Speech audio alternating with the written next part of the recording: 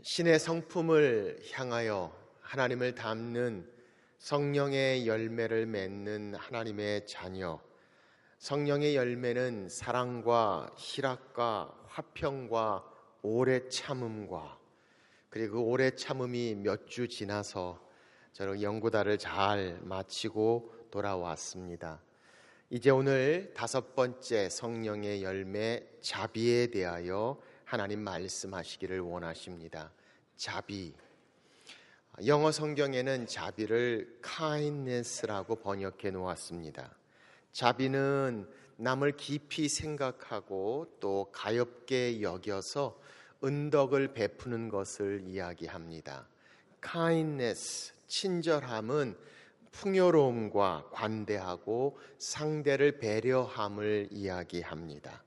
그래서 이 자비란 단어와 kindness란 단어는 정확하게 일치하지 않는 넓은 의미를 갖게 있고요. 무엇보다도 오늘 성경이 말씀하시는 헬라 원어를 보면 크레스토테스 또는 크레스토스라는 단어가 사용됐는데 그 단어의 뜻은 유용하다라는 뜻입니다. 적절하다라는 뜻입니다. 그 상황과 형편에 구체적으로 도움이 되는 유용함, 바로 그런 뜻을 가지고 성경은 오늘 자비 그리고 kindness, 친절함이다 라고 말씀하고 있습니다. 그러므로 자비, 친절함은 이렇게 정의할 수 있습니다. 상대를 위하는 좋은 마음이 따뜻하게 표현되는 것이다. 저는 이 단어를 이렇게 말하고 싶습니다. 남에게 행복하게 만드는 행복이 바로 이 친절함이다. 남을 행복하게 만드는 행동, 남을 행복하게 하는 행복, 바로 그것이 자비 그리고 이 친절함을 말하고 있습니다.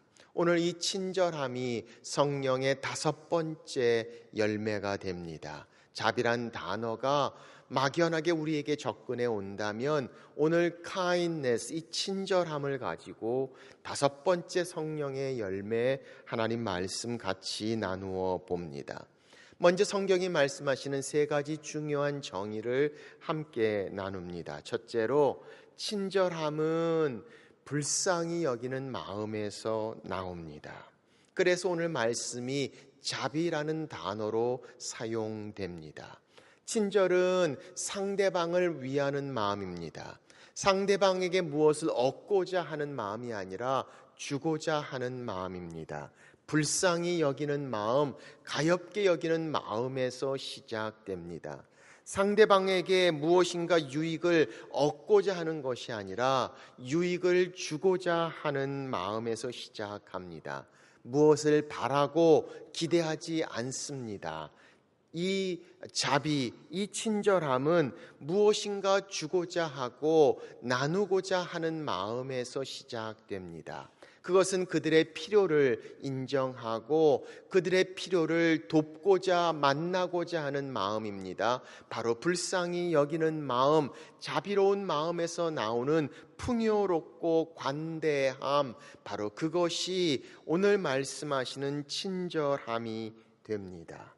우리 삶 가운데는 이 친절함이 참 어렵습니다. 아니, 경쟁 상태에 있는 삶의 연속 가운데 친절함을 베푸는 것, 자비를 베푸는 것, 왠지 모르게 손해가 되고 엄청난 손실을 가져올 생각을 하게 됩니다.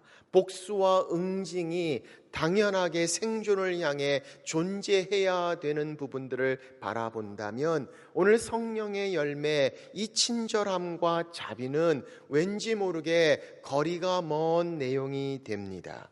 우리에게 많이 알려졌던 친절한 금자씨도 사실 내용 자체는 친절하지 않습니다. 오히려 복수를 꿈꾸었던 내용을 우리가 기억합니다.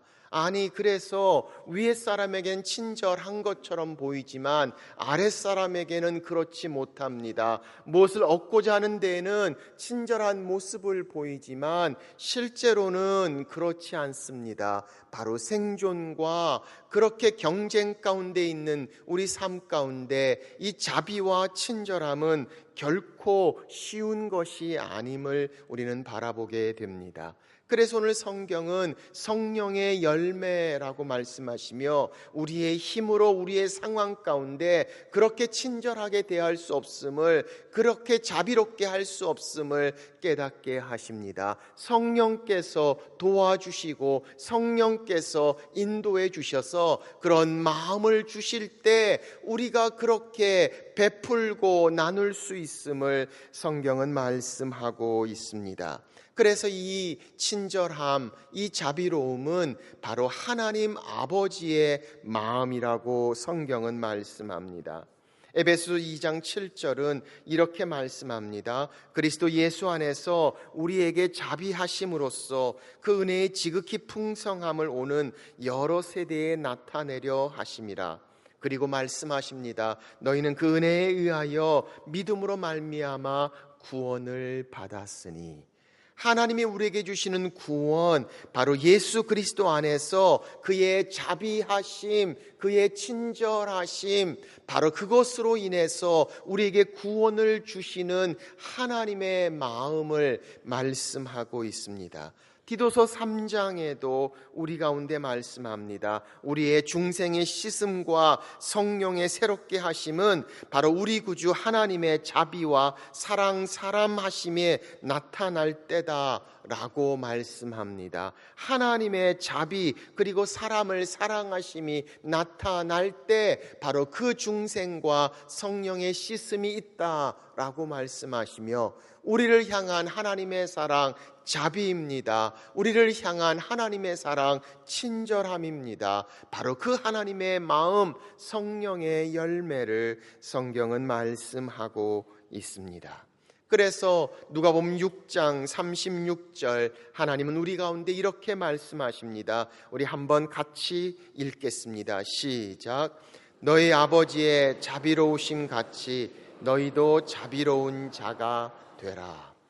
성령께서 우리 가운데 원하시는 하나님 아버지의 마음입니다. 아버지의 자비로우신 같이 너희도 자비로운 자가 되라. 우리의 구원 하나님의 자비입니다. 우리의 영원한 생명 하나님의 친절하심입니다. 그렇다면 주의 친절하신 그 팔에 안기어서 오늘 그 하나님 아버지의 마음, 그 마음을 품는 자, 바로 하나님의 성품을 담는 친절함, 주의 자비로움을 성경은 말씀하고 있습니다. 그래서 누가복음 6장에 우리 가운데 이렇게 말씀하십니다. 너희가 만일 너희를 사랑하는 자만을 사랑하면 칭찬받을 것이 무엇이냐? 죄인들도 사랑하는 자는 사랑하느니라. 너희가 만일 선대하는 자만을 선대하면 칭찬받을 것이 무엇이냐? 죄인들도 이렇게 하느니라. 너희가 받기를 바라고 사람들에게 구워주면 칭찬받을 것이 무엇이냐? 죄인들도 그만큼 받고자 하여 죄인에게 구워주느니라. 하나님의 자비로움, 그의 친절하심은 보상을 바라지 않습니다. 기대하지 않습니다. 드리고 주고 나누는 것을 이야기합니다. 오늘 성경은 똑같이 우리 가운데 하나님의 마음을 품는 친절, 그 자비로움은 상대가 누구이든지 간에, 아니 오히려 힘들고 어려운 상대를 향해 친절을 베푸는 하나님의 마음을 말씀하고 있습니다. 친절하기 어려운 사람들이 있습니다. 친절을 베풀고 싶지 않은 사람들이 있습니다. 그러나 그런 자들에게까지 친절을 베푸는 자비로움, 오늘 성경이 말씀하시는 바로 친절, 성령의 열매를 말씀하고 있음을 봅니다. 바로 친절은 불쌍히 여기는 하나님의 마음에서 나옵니다. 두 번째로 그 마음이, 친절함은 행동으로 나타나야 합니다. 이 친절은 단순히 마음으로만 느끼는 것이 아닙니다. 외적으로 표현되어집니다. 성령의 9가지 열매 중에 가장 두드러지게 밖으로 나타나는 성령의 열매가 바로 이 친절, 자비로움이 아닌가 싶습니다. 마음의 상태만을 말하고 있지 않습니다. 생각에 머물고 있는 것만 말하고 있지 않습니다. 마음만 가득함을 말하고 있지 않습니다. 그 마음이 행동으로 나타나야 합니다. 보여져야 합니다. 전달되어져야 합니다. 표현되어져야 하는 것, 오늘 성경이 말씀하시는 친절, 자비로움의 말씀을 하고 계십니다. 불친절한 행동을 하지 않음이 친절하지 않음을 우리는 기억해야 합니다. 친절한 행동이 나타날 때 자비로움이 표현됩니다. 바로 그 친절함은 어떤 상대와 어떤 상태라 할지라도 여전히 그렇게 자유롭게 정말 친밀하게 그 친밀함과 친절함을 표현할 수 있는 자비로움을 말씀하고 있습니다. 가장 그 좋은 예가 성경에 등장하는 선한 사마리아인의 모습입니다.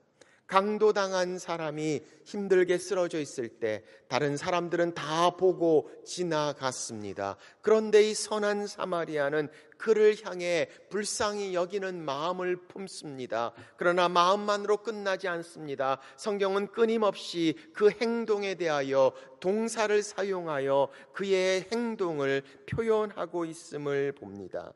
불쌍히 여긴 사마리아인이 그에게 가까이 다가섰다라고 성경은 말합니다. 기름과 포도주를 상처에 부었다고 말합니다. 짐승에 그를 태웠다고 말합니다. 주막으로 데리고 갔다고 합니다. 가서 돌보았다고 말합니다. 그 주인에게 비용을 지불했다라고 말합니다. 끊임없는 동사가 사용됩니다. 마음만으로 불쌍히 여기지 않았습니다. 아니, 지나치지 않았습니다.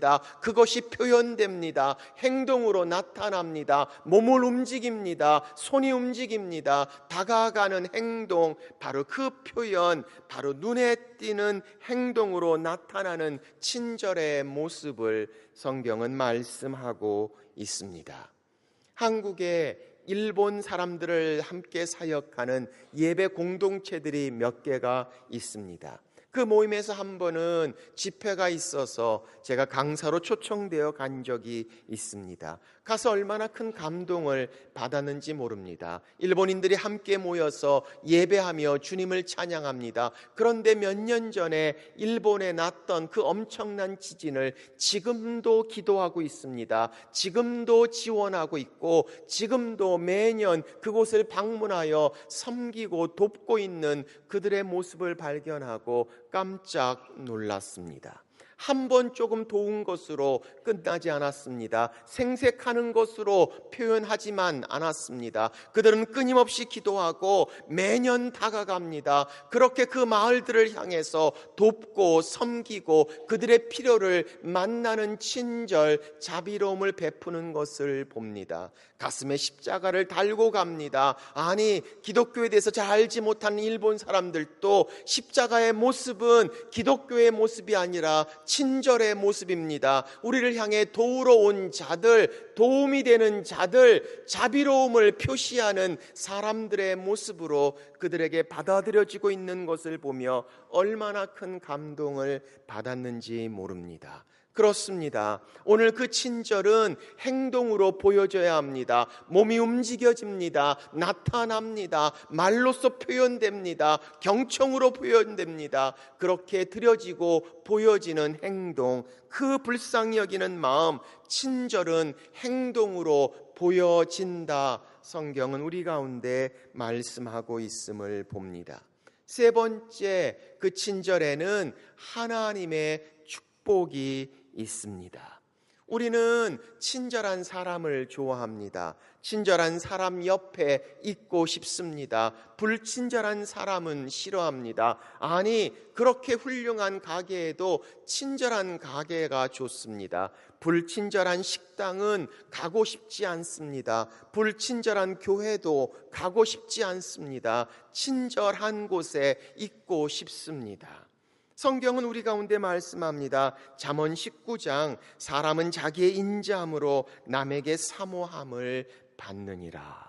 친절을 베푸는 자 사랑받습니다. 오늘 이 말씀은 성령의 열매 가운데 하나님이 주시는 축복이 포함되어져 있음을 봅니다. 친절을 베풀 때, 자비로움을 베풀 때 사람을 변화시킵니다. 그들의 삶 가운데 중요한 영향력을 줍니다. 사람을 살리고 새롭게 하는 놀라운 역사가 이루어지는 것을 봅니다. 우리도 그렇게 누군가의 도움을, 누군가의 친절을 받아보신 적이 있지 않습니까? 그 도움, 그 친절이 우리 삶을 변화시키고 생각을 변화시키고 우리에게 새로운 마음을 갖게 하고 새로운 시작을 갖게 했던 경험을 해보신 적이 있습니까? 오늘 성경은 우리 가운데 말씀합니다. 바로 그렇게 인자함을 통해 사모함을 받느니라 라고 말씀하시며 하나님의 축복이 있는 이 친절함, 이 자비로움을 말씀하고 있습니다. 그래서 성경은 우리 가운데 말씀합니다. 내가 진실로 너희에게 이르노니 너희가 여기 있는 내 형제 중에 지극히 작은 자 하나에게 한 것이 곧 내가 한 것이나 하시고, 그렇게 친절을 베풀 때 하나님의 모습이 등장합니다. 그렇게 자비로움을 베풀 때 하나님의 성품이 나타납니다. 그들로 하나님을 보게 합니다. 그들로 하나님의 자비로우심을 경험하게 합니다. 그래서 성경은 우리 가운데 말씀합니다. 이 친절함을 통해 주시는 하나님의 축복, 성령의 열매 가운데 주시는 놀라운 축복인 것을 우리는 보게 됩니다. 몇 주 전에 제가 편지 한 장을 받았습니다. 저희 교회 성도 한 분이 보낸 편지였습니다. 그런데 제목이 소 한 마리의 만찬이란 제목입니다. 이분은 대학교에서 38년 동안 제자들과 함께 생활을 하시다가 은퇴하시고 난 후에 제게 이런 편지를 보내주셨습니다. 주께서 저에게 새로운 생명을 주시고 부지 중에 천사를 대접하는 섬김의 은혜도 맡겨주셨습니다. 무더운 이 여름 단기 선교, 해외 선교, 성도들의 훈련에 애쓰시는 부목사님들과 함께 소 한 마리의 만찬을 준비하셨으면 합니다. 담임 목사님, 저는 내년에도 또 이 일을 감당할 수 있도록 기도드립니다. 그리고 소 한 마리의 금액을 보내셨습니다. 금액의 큼에 놀란 것이 아니었습니다. 은퇴하고 난 후에 쉽지 않은 상황 가운데 섬김과 사랑과 친절함, 그리고 필요를 향해 만나고자 하는 자비로움의 모습이 얼마나 큰 감동이 되었으며 얼마나 큰 위로와 격려가 되었는지 모릅니다. 우리가 베푸는 친절이 사람을 변화시킵니다. 우리가 베푸는 자비로움이 그들을 새롭게 합니다. 오늘 하나님의 축복이 있는 친절함, 성경은 그 하나님의 성품 자비로움을 말씀하고 있습니다. 친절한 얼굴이 다른 어떤 화장한 얼굴보다 가장 아름답습니다. 친절한 말이 어떤 미사여구보다도 아름답습니다. 친절한 옷을 입은 그 모습이 이 세상의 어떤 아름다운 옷보다도 더 귀하고 멋집니다. 친절을 입은 자들, 하나님의 축복을 입은 자들입니다. 축복을 나누는 친절, 하나님의 그 자비로움을 성경은 말씀하고 있습니다. 한 목사님 교회에 유명한 교수님이 출석하기 시작합니다. 그분의 유명한 이름을 알고 있는 이 목사님은 그 교수의 지적 수준에 맞는 설교를 준비하기 위해서 무척 고민하기 시작합니다. 열심히 준비해서 지적 수준에 맞는 아주 깊은 설교를 하기 시작합니다. 다행히 그 교수님이 교회에 정착하고 등록했습니다. 몇 달이 지난 후에 기회가 된 언제 그 목사님은 교수님에게 이렇게 질문합니다. 그동안 제가 했던 설교 중에 어떤 설교가 등록하는 중요한 역할을 했습니까? 라고 기분 좋게 질문해 봅니다. 교수님이 이렇게 대답합니다. 그래요? 그것보다도 저는 제 뒤에 앉았던 할머니가 제가 안 오면 왜 안 왔냐고 오면 반갑게 맞아주는 것 때문에 등록했다라고 이야기합니다. 그렇습니다.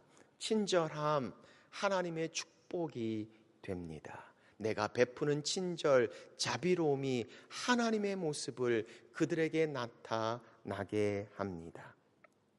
친절함이라는 말했던 헬라어 단어 크리스토스라는 단어입니다.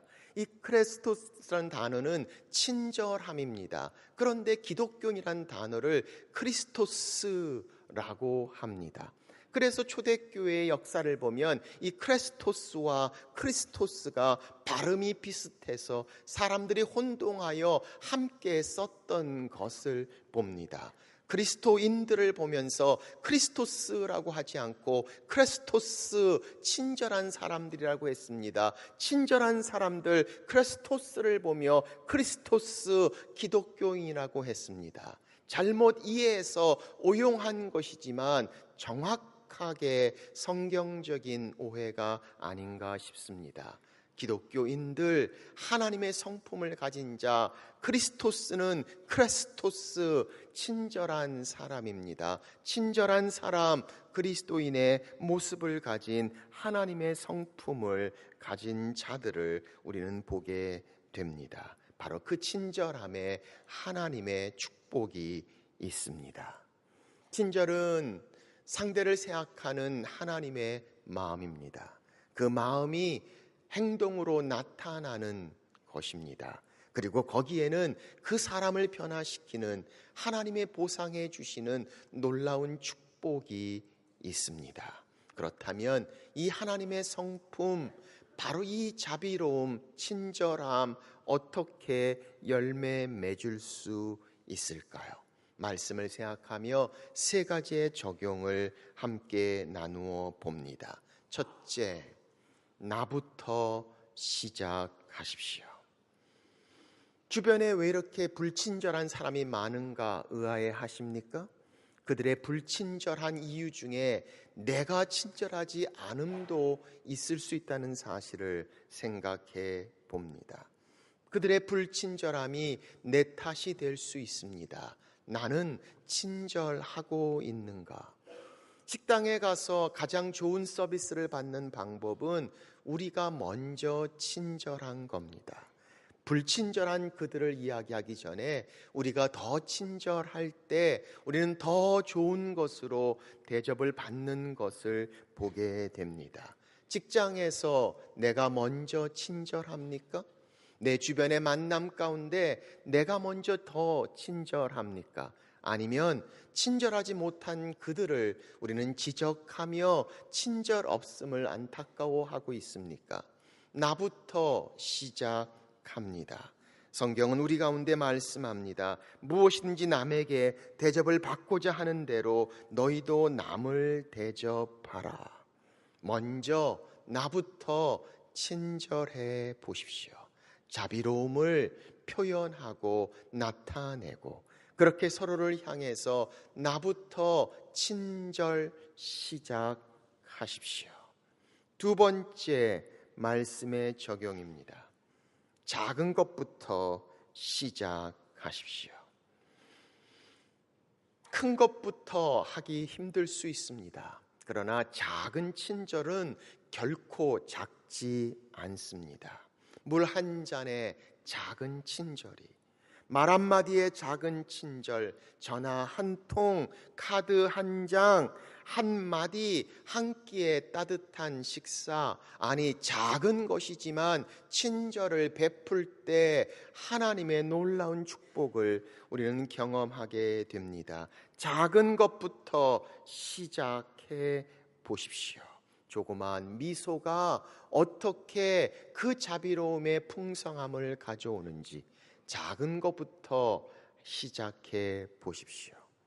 저는 문을 열 때 바로 닫지 않고 뒤에 오는 사람이 있으면 기다려 주는 것을 종종 많이 하려고 합니다. 그렇게 잠깐 기다려주면 뒷사람이 들어오다가 신경 쓰지 않고 들어오는 것을 봅니다. 그렇지 않으면 막상 들어오는 시간이 맞지 않아 부딪히거나 위험할 수 있습니다. 나만 바로 들어오지 않고 끝나고 뒤에 또 누가 오는가를 한 번쯤 다시 돌아봅니다. 어떤 경우에는 그렇게 잘 들어오는 분이 고맙다고 이야기하는 경우도 있지만 어떤 분은 아무 얘기도 하지 않고 잽싸게 들어오면서 속으로 생각하고 있었을 것입니다. 내가 타이밍을 잘 맞춰서 들어왔다라고 말입니다. 사실은 제가 문을 홀드하고 있었는데도 말입니다. 그러나 그들이 어떻게 생각하는 것 중요하지 않습니다. 진정한 친절은 내가 베푸는 것이고 그들을 위한 것이고 칭찬이나 인정받고자 하는 것이 아니기 때문이죠. 우리 주변에도 작은 친절부터 시작해 보십시오. 그것이 어떻게 우리의 마음을 따뜻하게 하며 그것이 어떻게 사람의 마음을 하나님의 마음으로 보게 하는지 작은 친절부터 시작하십시오.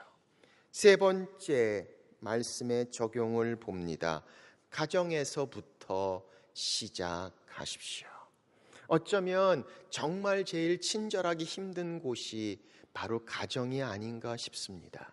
밖에서는 친절합니다. 자상합니다. 자비롭습니다. 그런데 정작 사랑하는 우리 가족들에게 짜증내고 분노하고 오랫동안 계속해서 친절하지 못하는 우리 자신들을 바라봅니다.